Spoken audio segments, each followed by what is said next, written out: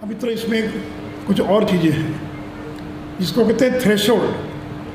पहले था बिहार में कि 10 लाख से अगर कम आपकी बिक्री है तो आपको वैट नहीं देना पड़ेगा। किसी राज्य में था 15 लाख, किसी राज्य में था 5 लाख। अलग अलग राज्यों में थ्रेशोल्ड यानी कितने टर्नओवर के ऊपर आपको टैक्स देना पड़ेगा, इसका भी अलग अलग था राज्यों के अंदर। अब क्या हो गया, पूरे देश के अंदर 40 लाख से ज़्यादा जिनका टर्नओवर है उन्हीं को जीएसटी देना है, बाकी को किसी प्रकार का टैक्स नहीं देना है। तो यानी अब सोचिए कि जहाँ 10 लाख था बिहार में, अब 15 लाख था, 40 लाख हो गया।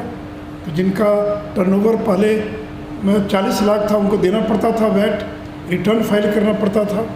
अब पूरे देश में एक थ्रेशोल्ड हो गया कि इससे ऊपर वालों को ही केवल रिटर्न फाइल करना है और जीएसटी देना है।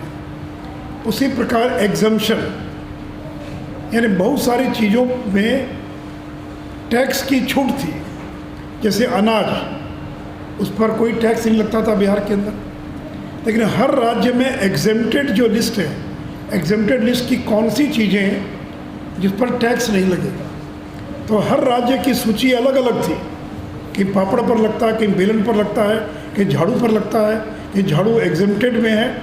इतना मुश्किल काम एक से ज़्यादा राज्य में व्यापार करने वालों के लिए।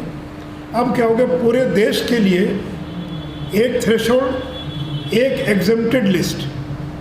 जिस चीज़ पर बिहार में टैक्स फ्री है वो यूपी में भी टैक्स फ्री है, और मध्य प्रदेश में भी टैक्स है। ऐसा नहीं है कि एक राज्य में टैक्स फ्री है और दूसरे राज्य में टैक्स फ्री नहीं है।